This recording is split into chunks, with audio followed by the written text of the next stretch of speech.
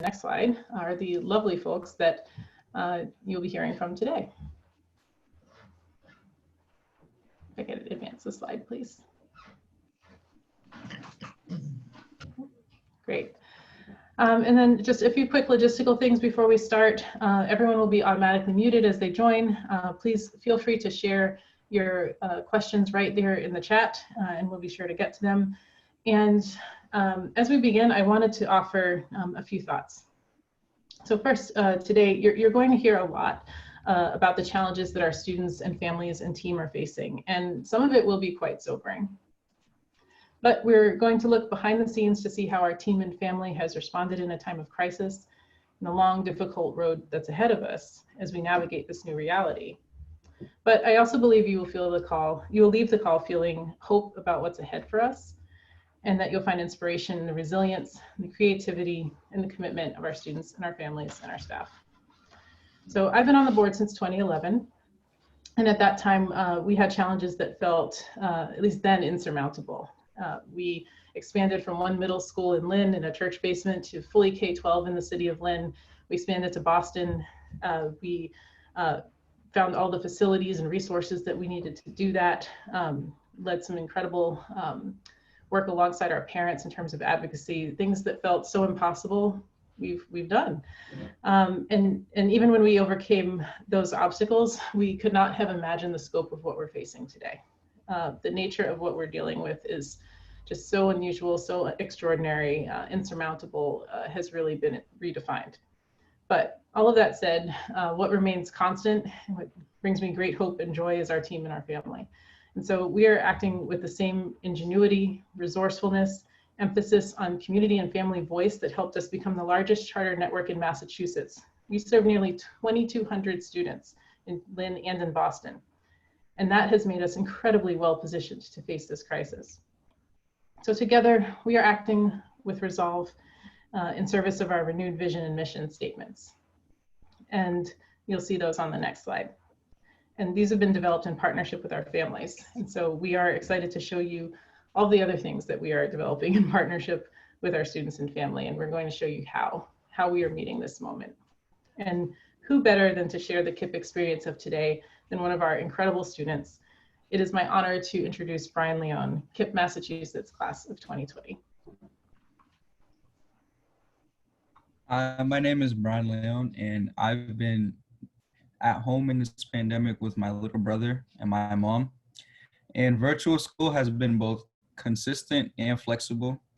No matter what week it is, I can always count on having my EP Lit class with Mr. Dobo on Tuesdays. And I can always count on having my push classes with Mr. Hedberg on Tuesdays and Thursdays. And during the beginning of this pandemic, I was working a lot, so I had to work my schedule around the classes, but I knew that these teachers were willing to change the times if they had to.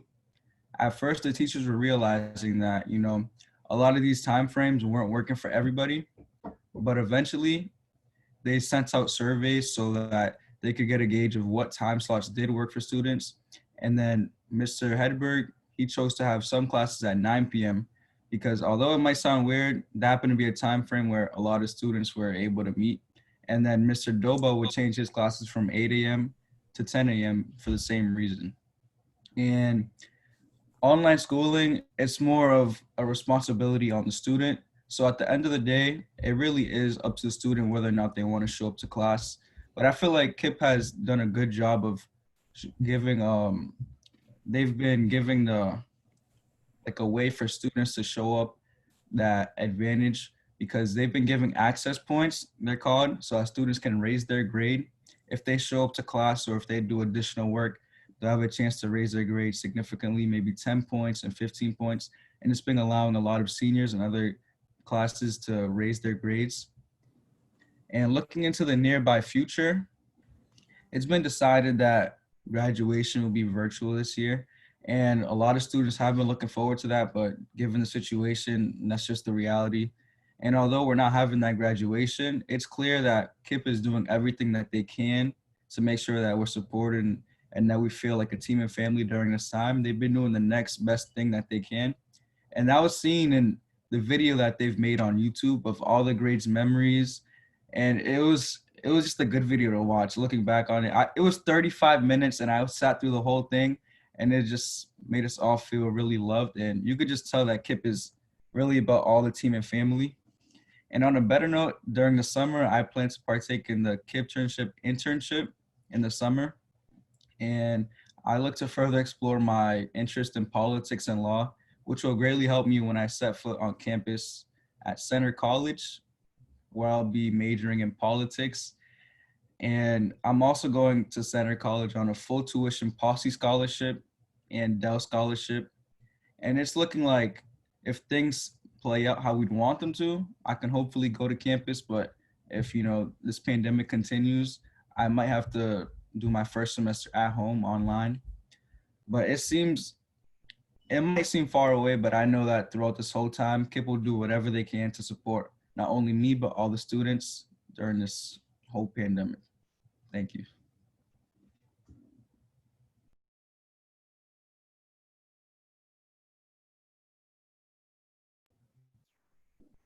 Thank you. Mr. Dolan?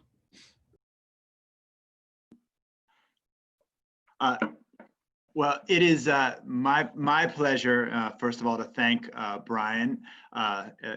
He's going to stay on because I'm sure some of you have questions for him about the senior experience. But we want to also hear from one of our family leaders, and it's my pleasure to introduce Shalina Semexant, who is a KIPP Boston parent and one of our staunchest and most powerful advocates inside and outside our buildings for what's best for kids. So, Shalina. Thank you, Caleb. Also, thank you, Brian. As Brian mentioned, KIPP does everything to make sure that our students and our families are all set. Let me reintroduce myself. My name is Shalina. I am the parent of 3 amazing children. If you guys take a look, you can see how dedicated my kids are. This is early in the morning, and this is Monday through Friday. I'm also the president of the Parent Council at KIPP. I also want to share, because of KIPP, in the last 6 years, I became involved and engaged because of all of the practices that I've observed KIPP leading and teaching. And I am who I am today because of KIPP. Not only my kids, but me. Online learning is new for me and my family in the last couple of weeks. And in the last 8 weeks, I've always believed in the way KIPP that KIPP has been structured as far as with their learning, with reading, and with math. But in the last couple of weeks, it has been a blessing, yet a challenging for me and my family. The blessing is having a 3rd, a 5th, and a 7th grader experience online learning in a new way, such as learning how to use Zoom, Google Classroom, and Google Email, and Google Mail while communicating with their teachers once to twice a week over the phone. The challenge has been for me to learn how to maneuver through all these systems as a parent while making sure that my kids are completing all their assignments and turning them in on time. So far, what has worked for me weekly is the teacher's communication with my kids. They not only communicate with my kids, but they also communicate with me, which has been very beneficial. Since the last day of school on March 12th, I felt like KIPP has been robbed. I felt like KIPP has been on the top of things. Before I talk about how COVID has robbed us, let me first talk about what has been working for us. KIPP has been on the top of things through our weekly parent meetings. The parent leaders, we meet with the KIPP staff leaders once a week, and we communicate about how things are going. We also have our monthly town hall meeting where we come together as a school, which has been very helpful to a lot of our families because we get to share our concerns and also listen to some important information from the school. And these are some of the things that KIPP has been doing to keep us. After families were well, we were in a safe place. KIPP was able to get our computers to us. They were able to contact every single parent. And because I'm in communication with a lot of parents, I hear that parents are reaching out to teachers. And I am truly, truly thankful for that as a parent. Not only that, as far as with making themselves available the first couple of weeks to just get lunches out to our families has been very helpful. I admire the work that KIPP does to support us, not only me as a parent, but also my kids. The challenge that I'm facing during this time is my children's learning. KIPP is amazing with their hands-on learning. Like I said, I've had the opportunity to be in the classroom and observe what has been going on in the classroom. So now we have to do it online, and it's a lot differently for my kids and for me. So I see the challenge my kids are facing. One of the things that I learned is because I have a child in both the elementary and the middle school, I get the opportunity to see how both schools are using different methods in supporting my kids.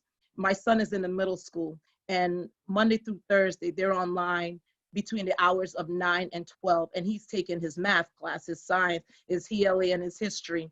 Whereas my youngest, she gets her work sent to her in Google Classroom, and twice a week, if you look at here, she's the one with the white headphones. She's actually sitting in a morning meeting with her teacher right now. So these are the amazing things I get to see take place for me and my family. Overall, like Brian says, they do all they can to make sure that families are safe, students are safe, and do the best that they can to get instructions out to us. Thank you very much. Thank you so much, Shalina. Again, Shalina and Brian will be available for your questions at any time. And we are incredibly grateful for their partnership and perspective and taking on this additional work of presenting today. We want to now move into the next section of the agenda and talk explicitly about what we are learning as an organization, as a movement, locally and nationally during the pandemic. And what is next? What will we apply when we are able to relaunch schools together? And I want to ground us in the tough truths that we are planning for. When we start school again, we are almost certain that the COVID-19 pandemic will not be over, and we will need to design schools that maintain, above all things, student and staff's physical safety and health. And I want you to be realistic about that challenge. I want you to picture kindergarten teachers not hugging their students and how much that changes the experience of school. Coaches not high-fiving their teams. We will do whatever we need to do to maintain the health and livelihood of families, and that will require some dramatic changes to how school looks and feels. We want to acknowledge the disproportionate impact the pandemic is having on our communities in Lynn and Mattapan, and in communities of color across the country.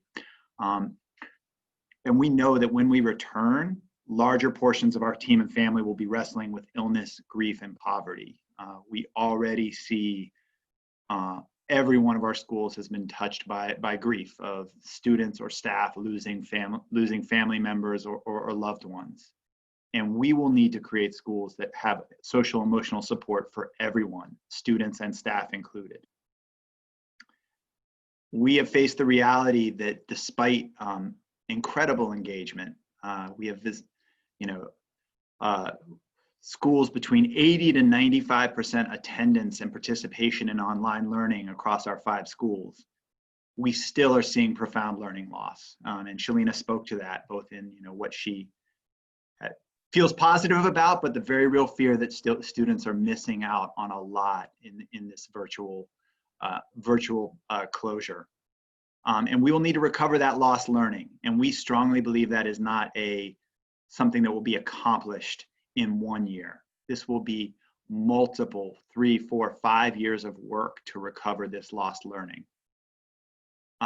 We want to name the impact of the pandemic and the tough truth this has for our alumni.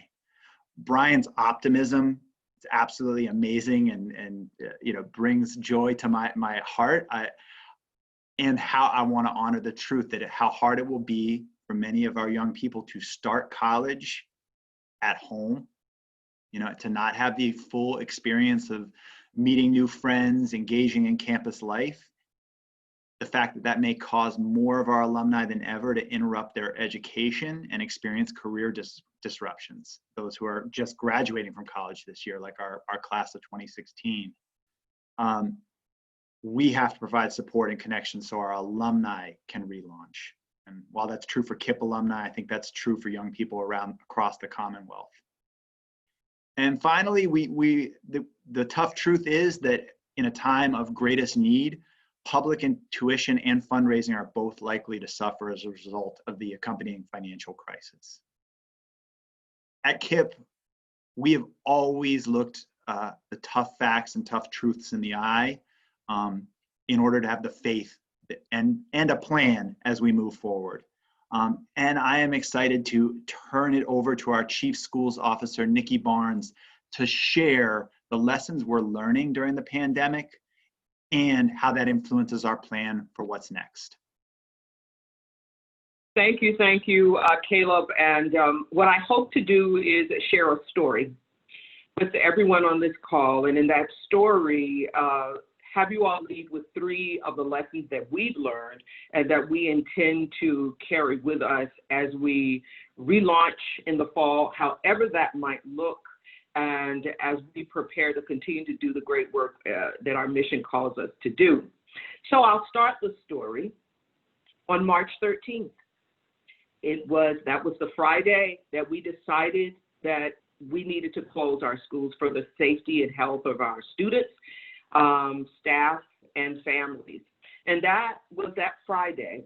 That Sunday, March 15th, began a journey of co-authoring the future with our families. And let me explain that.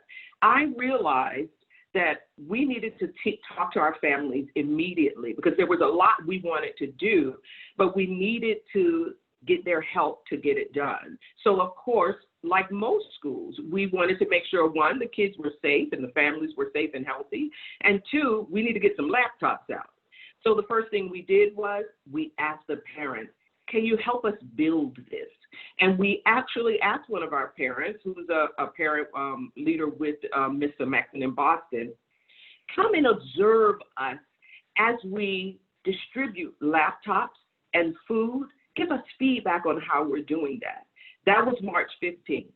I had a call with that same group of parents this previous Sunday. In fact, I have had a call along with our principal with about 10 parent leaders that represent all 5 of our schools since March 15th. The only 2 times we didn't meet was Easter and Mother's Day because the parents told us no call on that day. They told us that. So one of the things that we're learning, and I don't know, I'm hoping the screen does me well. I started educating in 1991, so I'm sitting here with 51 years, and so this is my 29th year in education. I have never had this level of co-authorship with our parents. And when I name co-authorship, it is explicitly different from just feedback. It is explicitly different from just input. It is co-creating together. And I want you to know, Ms. Maxon is really, really kind, and Mr. Maxon will come for me in a session. And in fact, the meetings that we've had on Sundays have led to our town halls, our virtual town halls, and our parents said, okay, we can have a virtual town hall for the region. Can we have a virtual town hall for each of the 5 schools? Absolutely. Then the parents said, we actually want a virtual town hall for 5th grade, for 6th grade, for 7th grade. And we were able to make that happen with their leadership. Again, the first message I want you to know, the first lesson we've taken away is we have to co-author whatever future we have with this pandemic with our families. And now I want to go to the second lesson. And I know I'm supposed to refer to the slides. That previous slide was one of our town halls. And we found, just in case you're asking in your head, we have found that we get more parent participation because it's easier just to click on and open up a Zoom call or even get on the phone, and you don't have to take your child out. You don't have to pack up a diaper bag or bring them all to a building. So that's one positive. The other thing we've learned, it's March, we've been having phone calls. We've been trying to get online with families and with kids. By the end of March, we learned that mental health and well-being is first with our interaction with students. In fact, mental health and well-being are the foundation for the academic learning. We have learned that we do not start any session without, how are you? How is your family? We always open with that. In fact, we've also learned that because, and Brian, he named the access points. We have learned that there are a variety of access points that kids benefit from. The individual, how are you? The small group, how are you, as we go for this math lesson. And then there is nothing like a Friday community meeting dance fest on Zoom with kindergartners where we ask the entire cohort, how are you? So one of the things you see on this slide is a group of teachers experiencing PD that is led by one of our counselors. And the counselor is literally working with them on how to validate how a student feels by using active listening. So this idea that mental health and well-being are absolutely the foundations for any academic work is key. And I'm interested and really happy to answer any questions about how we've learned that and what we plan to do in the future. And the final thing we've learned, if I could put them all together on my third slide, Ms. Mecca. So I'm going to see if I can say this right. Together with parents as co-authors, we build a virtual one-room schoolhouse that has at its foundation social, emotional well-being. Yes, I was a writing teacher. You put that all together. I want you to know that this is an actual family of a KIPPster family where they're all working in one space, as you can see, and as you can see, it represents a variety of grade levels. So one thing that we've learned that has been a powerful surprise is that the one-room schoolhouse, when it's virtual, is both small and unique and could provide students with the individual and cohort-based support that they need, but it is also vast. So if you think about the one-room schoolhouse when it was Laura Ingalls Wilder or maybe Mary McLeod Bethune trying to start a school, and they had the brick and mortar as the boundaries and as far as they could go, we are using all aspects and a variety of access points in the virtual space to ensure that students get what they need. In fact, what I am saying is that we have seen the power of small group learning. And now with this virtual space, we intend to include this. Wherever we go, if we end up going face to face, we intend to include this because then it allows us to determine when do we have whole group intentionally and strategically, and when do we take that whole group learning into a small group session. And we believe that the virtual one-room schoolhouse will allow us to slowly but surely over time recover the learning loss. So I'm going to close it out because I'm a good teacher and I know I need to stamp the learning. Together with parents as co-authors, we build a virtual one-room schoolhouse that has as its foundation social and emotional well-being. That's what I'm taking with me as I work with our leaders and teachers to restructure what learning looks like as we go forward. Caleb? Thank you so much, Nikki. And I think we have a benefit at KIPP with the power of our national network. And so Richard and the team have made some time to join us today and sort of talk about, similarly, what are we learning across the country? And specifically, what are we learning about the alumni experience? Because foundational to who we are at KIPP is that we are with our students and families as they move into adulthood, as they move into adult lives of choice and influence and impact. So Richard, the floor is yours. Thank you. First of all, I just want to say to everyone here, thank you for joining us today. And thank you, Nikki and Shalina and Brian. I mean, I hope one thing we all take away from this call, even for me, is, while we address and recognize the brutal facts, the relationships that the people we've just been listening to have built over the last 8 months before COVID and years before that are what's carrying us through. So I just cannot, I'm listening to talking about 9 p.m. classes and 8 a.m. classes, Sunday night calls, people are meeting this moment and it's breathtaking. This picture, I love this picture. These are our seniors. They've worked so hard, 12 years to get to this moment, the class of 2020. I have a senior in my own house, and I know for anyone who has a senior in their house or has friends who have seniors, it's a really challenging year. and we're going to be there for them. I want to just summarize like what's happening across the country based on what you just heard. That's just the same, and then talk specifically about what we're trying to do to help folks through this. Everyone across the country is going to be planning for virtual learning this school year. Whether we get to be together or not, we have to be prepared to be entirely virtual. And if we get to do some hybrid, if we get to be, mostly together, great. But Caleb and his team and Nikki, they've shared this. Like, we will have to build on the learnings that Shalina, you described how it's going, what's working. We'll be better next year at this. We're not going to be an A+, but we learned a lot this spring, and across the country, we're going to be going into version 1.5 of virtual learning next year. We're gonna have to make sure we're addressing the mental health issues. We've heard that loud and clear. This is a long time for kids to have been away from us. There's a long time where we've got families without income, compounding the stress everyone's feeling. We've had death. So we're gonna have to be taking care of that. And you're hearing Nikki and Shalina talk about that. And then we gotta make sure our kids who've worked so hard, they're no longer kids, now they're young adults, keep at it. And so these seniors across the country, we want to make sure we're taking care of them. Here's what we're doing nationally, and then I'll turn it back to you, Caleb. First, we are making sure we keep all of our leaders across the country linked together. That means Caleb and his colleagues, and our KIPP through college team leaders and their colleagues across the country, and our chief academic officers and finance leaders are all working together to scenario plan. So that's the first thing we're doing, making sure there's deep connection. We don't want people going through this alone or reinventing the wheel where they don't have to. The second thing we're doing, and I think it's super important to note, is we are going to make sure we're ready to go one-to-one.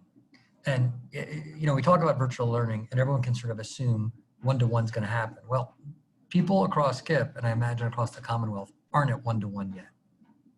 And they may be close to it, but most cases they're still a little bit away. And then we're going to have the start of the new school year. And we all know that, a fair amount of the devices we shipped out this spring weren't brand new and won't come back brand new. We know that having access to a Chromebook is not the same thing as having Wi-Fi access. What we have to make sure is that we don't start next year where Nikki and our teachers and our school leaders are worried about whether people are ready to go virtual on day one. Like, we got enough work to do. We need to make sure they're ready to go to virtual on day one. So nationally, we're trying to help out on that. Our board met last week. We've raised $7 million, which we're now passing through to the regions. So everyone will get $70 per pupil for technology purchasing that we're hoping can get matched locally. Again, so that this question of, do our kids have access? And I saw, Joel, you asked that question. We want to take that off the table. Just not have us start next school year with that being a question. And then we're going to accelerate alumni supports. We are going to put $3 million into alumni efforts we just announced last week. We're going to aim to get this entire beautiful senior class you're seeing, and there's 6,000 of them. In addition to the beautiful seniors in Lynn, we got 5,800 and other seniors across the country. We want to get them all on this Nudge technology platform where we can be talking to them directly. We're putting $2 million into our persistence fund for micro grants. We're setting up a partnership with Arizona State University so that these amazing seniors and other KIPP alum can take classes at ASU online for free and get credit.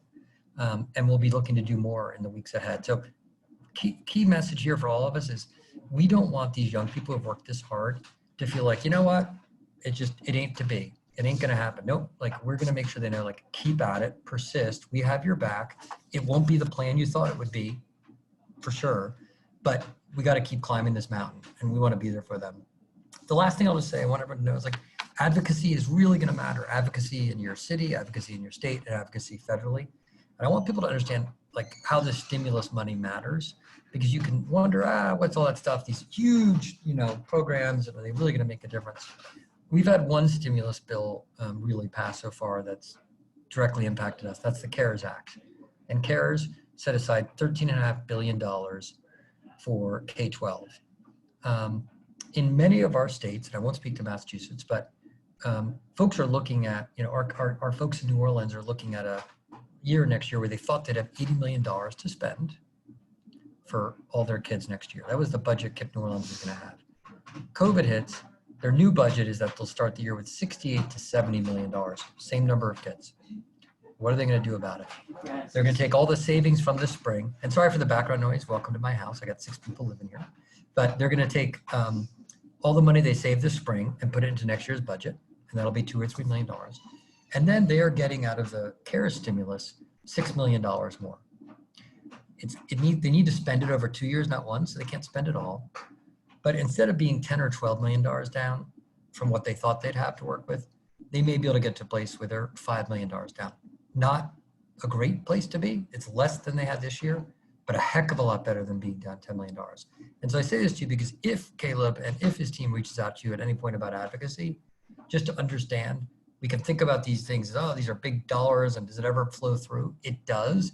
And sometimes it's literally the difference between being able to provide the mental health supports you want to provide or have that classroom teacher and not. And that's what we're seeing already on the ground. I hope that was helpful. Back to you all, and happy to take questions later.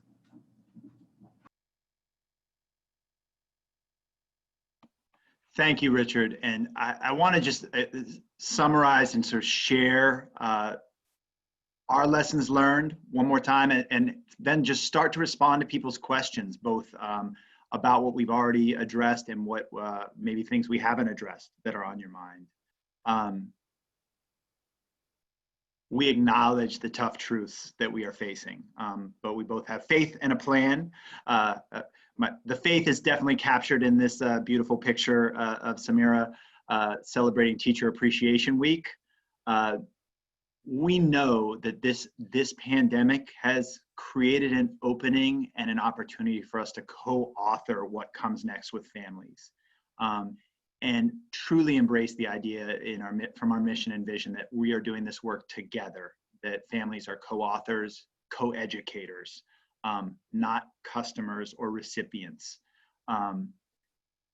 We have a plan to place mental health and well-being first in every aspect of our school, from the way children are greeted at the doorway, to the way an individual one-on-one check-in goes, to the way classes celebrate at the end of the week.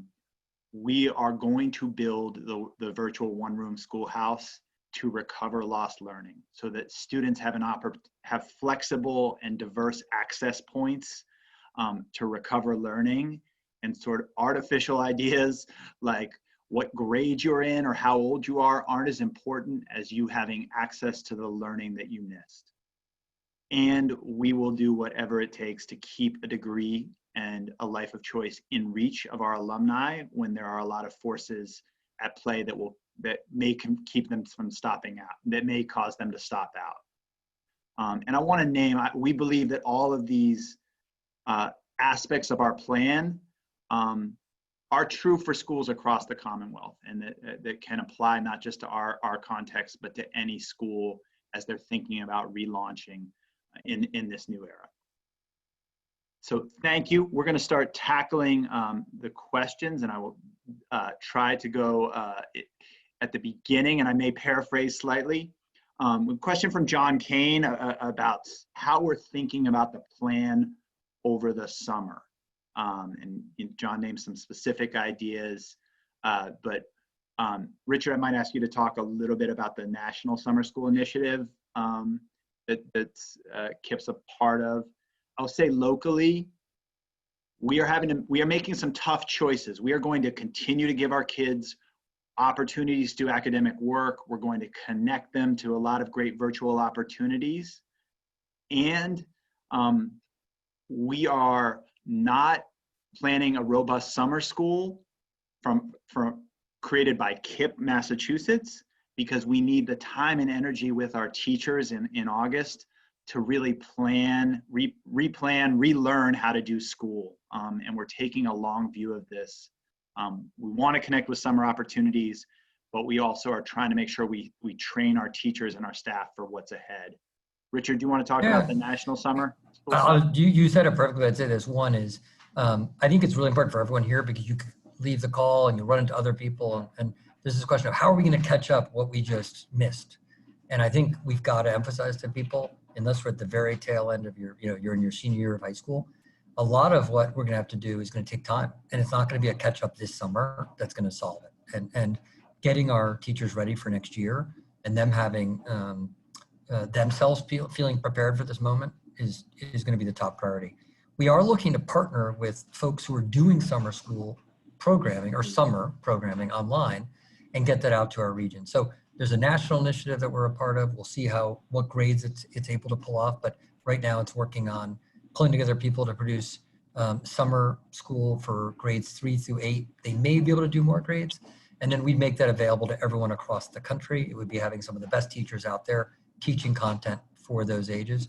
There'll be other summer programs that we're going to find out about that could have everything from how do kids do yoga, or how do kids learn a new skill over the summer that we want to make sure everyone's got access to.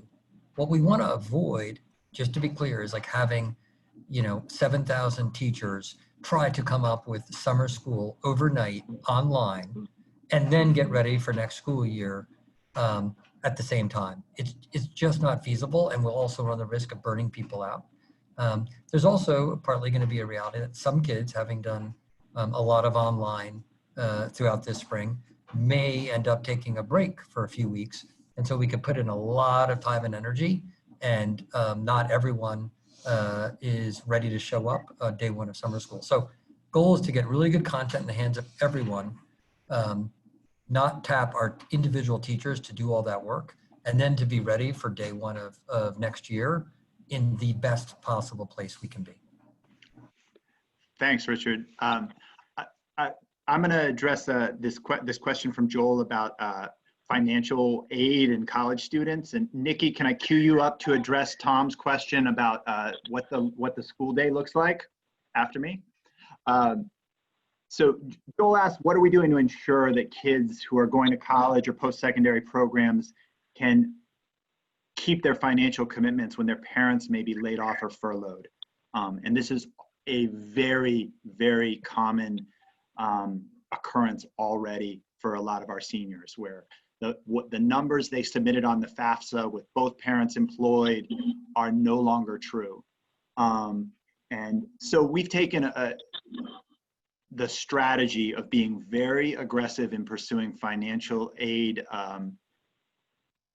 reconsiderations by schools and colleges, and we honestly are realizing that our students have to act as if they have, and families have to act as if they have leverage in this situation, which is important because colleges and universities need enrollment right now, and therefore they have to be in a position to be more flexible with financial aid to keep our students enrolled. And so we are trying to be as supportive of families and as aggressive with colleges and universities, aggressive in a partnerly kind way, but to make sure our students all get the financial aid they need and deserve as a result of changed financial circumstances.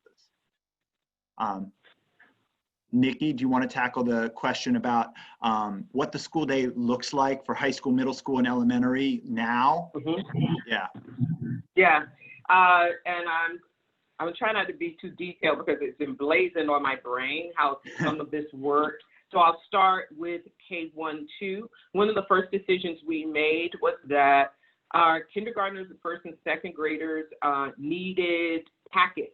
They needed hands-on because we hadn't really taught them or used technology as a core way of teaching. So K-1 and 2, we literally have mailed off packages on a regular basis in 2-week chunks for them to do work. They do the work, and it is all generally what they've already learned, so a practice of academic skills.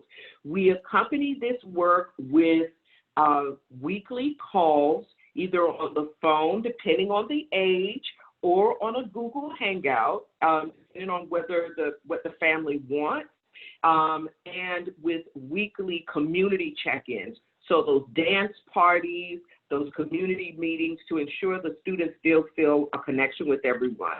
This is also done with our students who have disabilities. They're still getting their counseling. We're still holding IEP meetings, all of the above. For 3rd through 4th grade, we continue with the academic practice.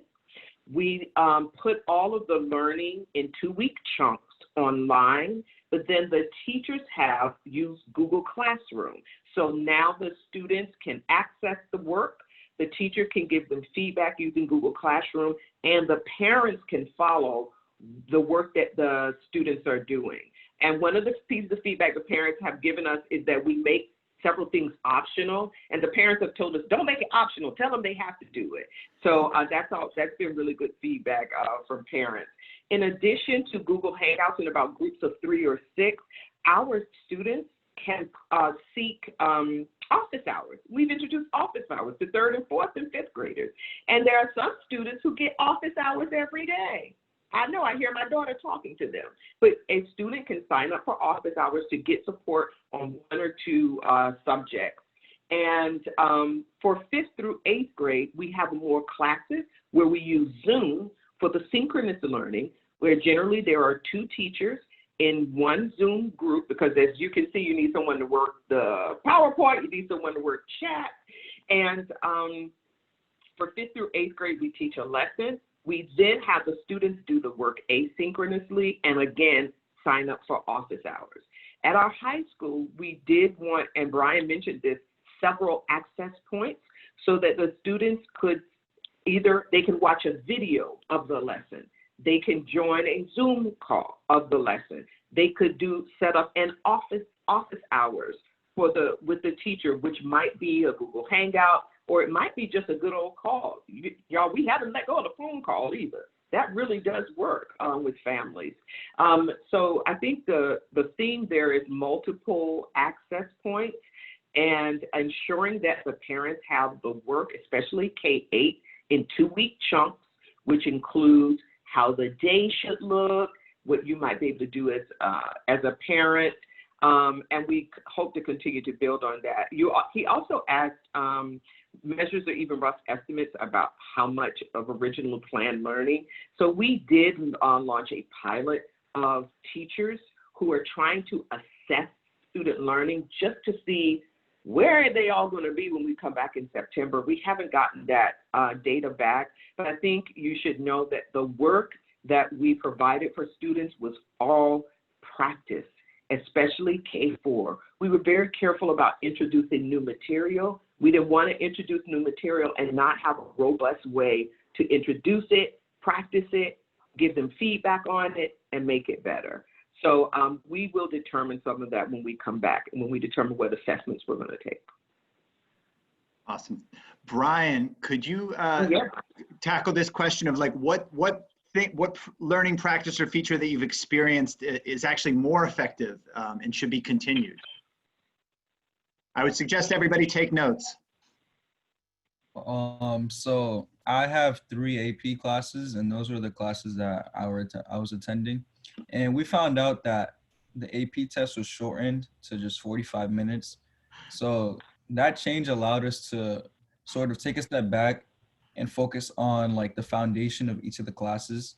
It was for AP Lit, AP Calc, and APUSH. The teachers were able to take us back to the units that they know that we were struggling based on the unit test and sort of, set that foundation again so that we could use it and then build up from there, because in the real classroom, it's all timed, and sometimes, we finish a unit and we can't go back because, we need to finish a certain amount of units before the test.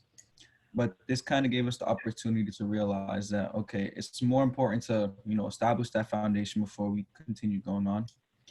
And in the long run, like I've realized that, I'm just thinking of like snow days and days where classes were canceled. I don't think that's going to be a thing anymore.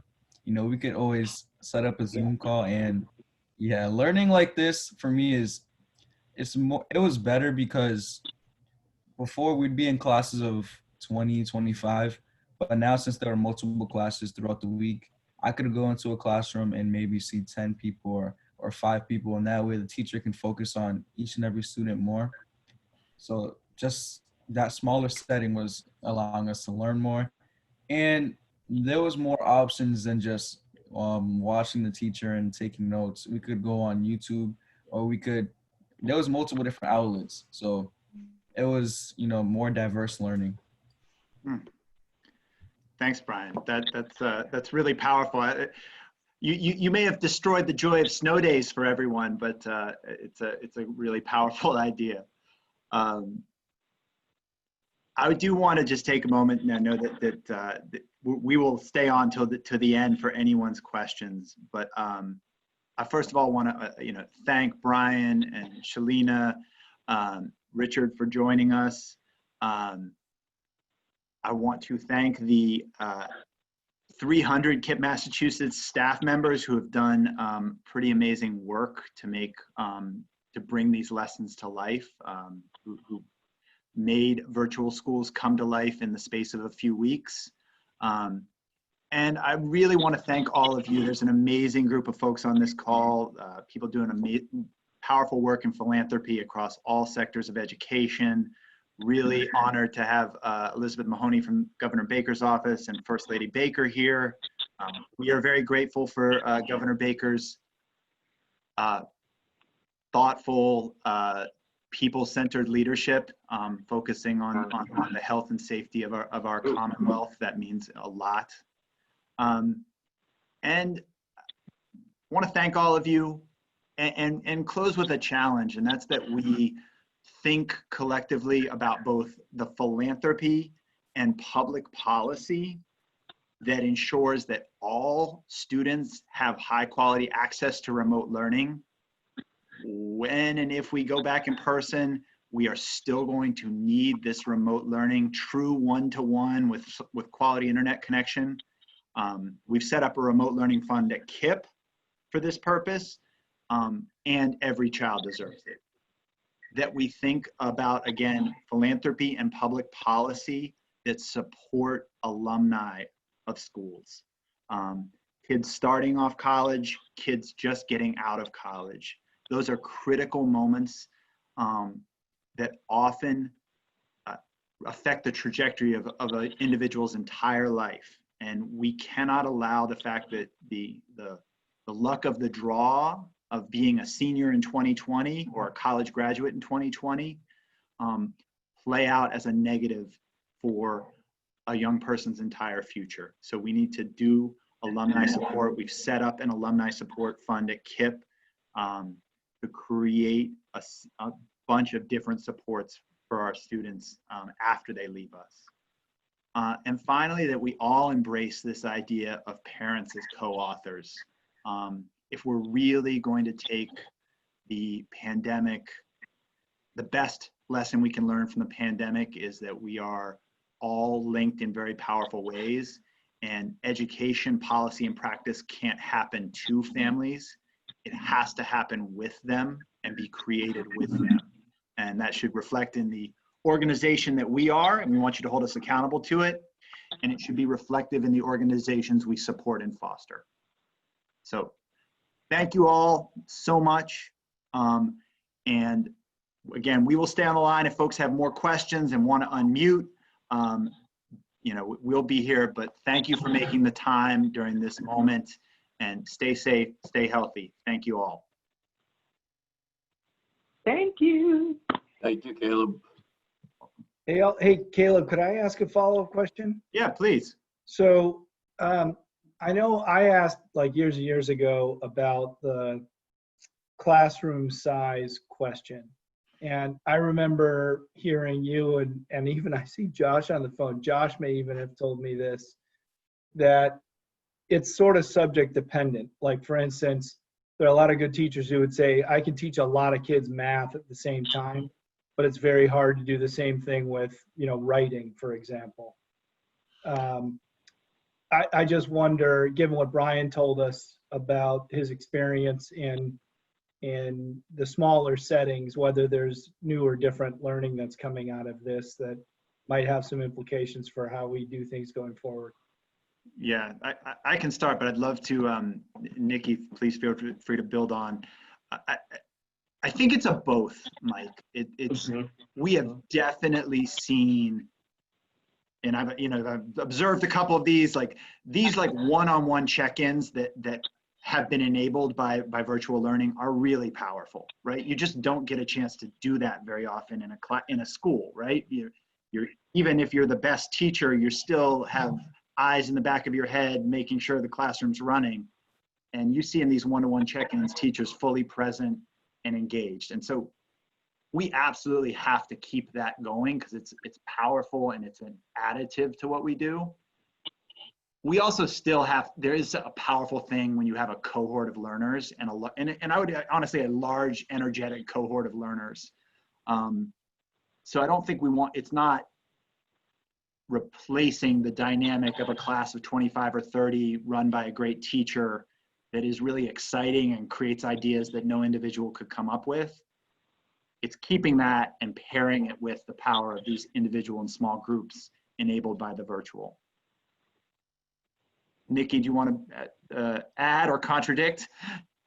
What I think I'll just add, I think what you're getting at is the power of choice now that we have.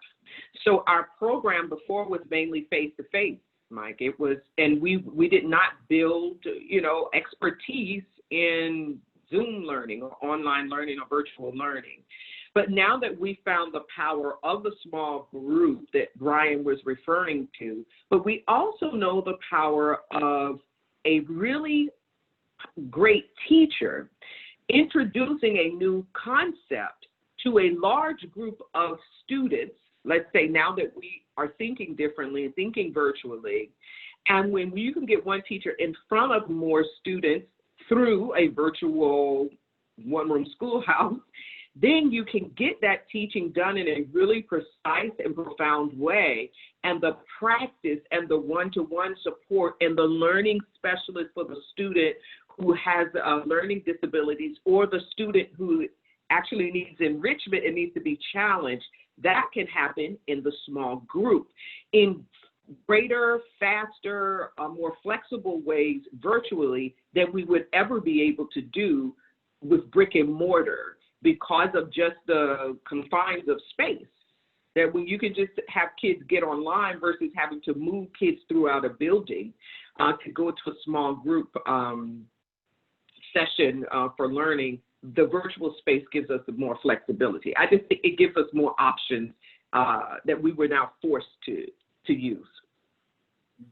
That makes sense. It reminds me a little bit about those reverse classroom experiments going on in like California and so on. Yeah. Flipped classroom. Interesting. All right. Well, I know we're at 2 o'clock. Just want to again thank everybody. It's great to see some familiar faces and some new ones. And please stay in touch and fire questions our way anytime.